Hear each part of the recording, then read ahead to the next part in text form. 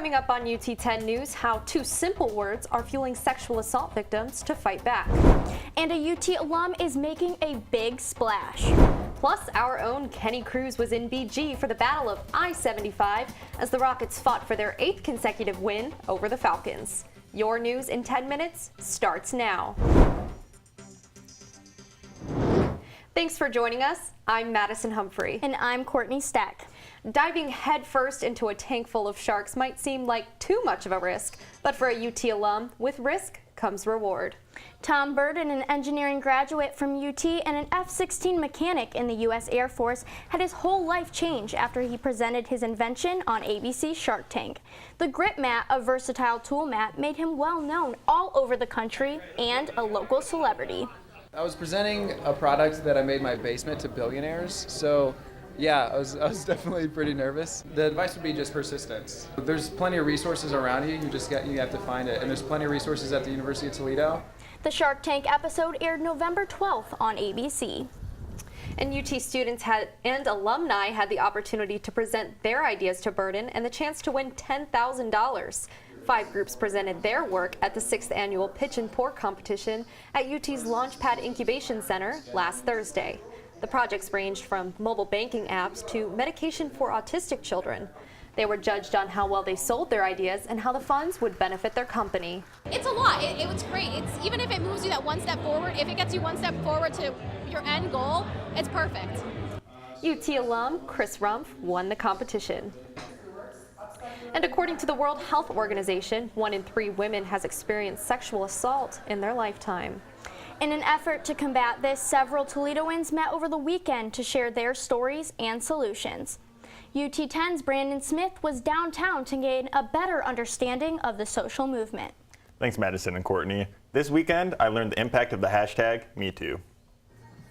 The #MeToo rally took place Saturday in the back of Handmade Toledo. Many concerned citizens learned about the effects of sexual violence against both men and women. A few speakers shared their personal stories of abuse and offered guidance to their peers. Beth Powder, the event coordinator, explains what has transpired due to the numerous Hollywood allegations that have surfaced. I think this has always been important, but what has happened is that the floodgates have opened and suddenly people are believing these stories. Attendees wrote about their experiences on a poster that will eventually be covered with unspoken stories. Powder says she plans on hosting more events like these monthly. Thanks, Brandon. Public or private school? The debate on which is more beneficial to the student continues. UT 10's Joshua Blount has a look at statistics to show if there really is a better choice. When talking about education, private and public schools are mentioned. According to privateandpublicschoolreview.com, minorities make up 40% of the 46 public high schools in Lucas County and 26% of private. UT student Danielle Anungu discusses her experience. I think it did prepare me a lot more for college just because, I don't know, I guess because we're paying to be there, it's kind of like we have to do good and the teachers are really good. According to niche.com, a website that offers rankings and reviews on schools, those like Ottawa Hills and Savannah Southview are ranked in the top 5 best public high schools in Lucas County. I've seen students from public high schools come here and excel and do extremely well and graduate top of their class. And I've seen private school students do the exact same things. At this moment, the debate is still inconclusive about which school is actually more helpful, private or public. I'm Joshua Blount for UT 10 News. A local organization is in need of volunteers to help it help others. According to a national survey funded by the New York Life Foundation, 1 in 7 Americans will experience the death of a parent before age 20. Good Grief is a nonprofit that helps children and teens cope with significant loss in Northwest Ohio. It currently serves more than 70 children through donations and volunteers and is hoping to expand. There are thousands of kids in the Toledo area who have recently experienced the death of somebody important to them. If you're interested in volunteering, go to ut10news.com. According to the U.S. Interagency Council for Homelessness, there are more than 10,000 homeless people in Ohio.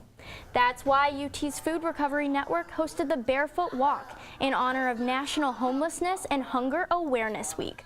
Last Wednesday, students took off their socks and shoes to walk around the fountain outside the Student Union in the cold and rain.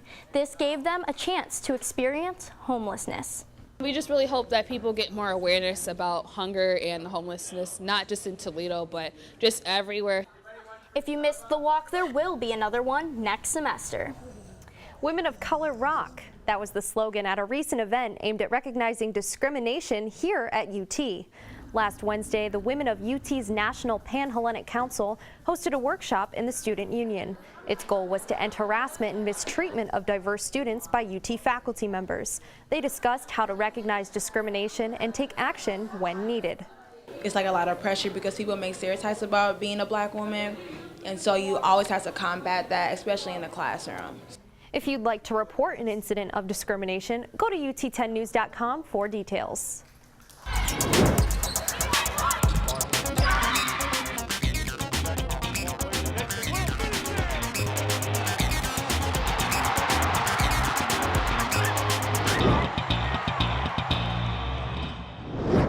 I'm Kenny Cruz, and this is your UT10 Sports Report. It was an exciting weekend in Rocket sports. The women's basketball team took on Louisiana, and the men faced the Oakland Golden Grizzlies. But first, another football matchup for the Battle of I-75 last Wednesday at Bowling Green.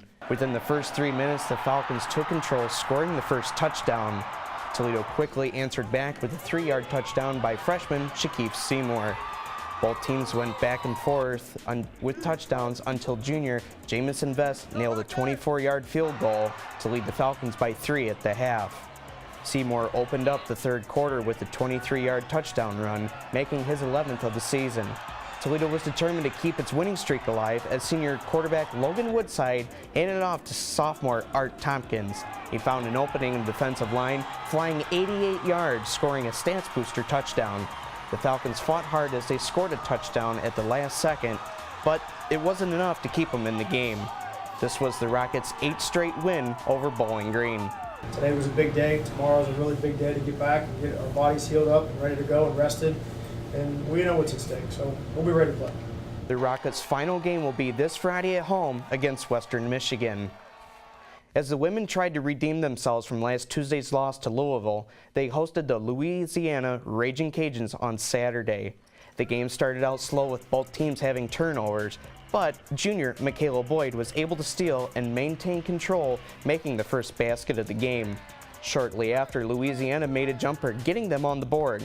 But with senior Jan Bravo Harriet, she was determined to keep them in the lead as she scored a three-pointer, leading them into the half. The Raging Cajuns sought to reduce their 15-point deficit as they made a couple much-needed baskets, including a three-pointer by their senior forward. That wasn't enough to keep the Rockets down as junior Olivia Cunningham drove down the lane, making her 27th point of the game, leading to a Rockets victory. It's good for us. You know, every opportunity is a chance to get better, and every game is an opportunity for me to clip out film and teach us the next day in practice. So we've got some things we can do better, and I think every game we're going to get wiser as we go along. The ladies' next game will be tomorrow night against Dayton. The Rocket men hosted Oakland on Saturday. 20 seconds after tip-off, junior Taylor Adway starts the game off with a layup. As the Grizzlies tried to answer back, Adway hits hard with the block, keeping them away from the net.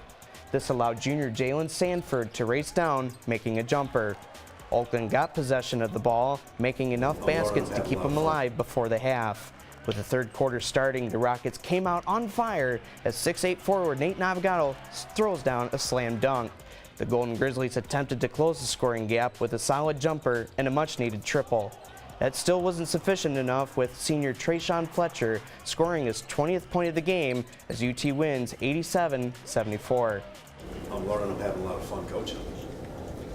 It's a good group of men that like each other, are unbelievably unselfish. They could care less who scores, who gets the credit. The men's game will be tonight in Syracuse. Thanks, Kenny. That's it for UT10 News. For the latest breaking news from campus and bios from all UT10 reporters, go to our website, ut10news.com.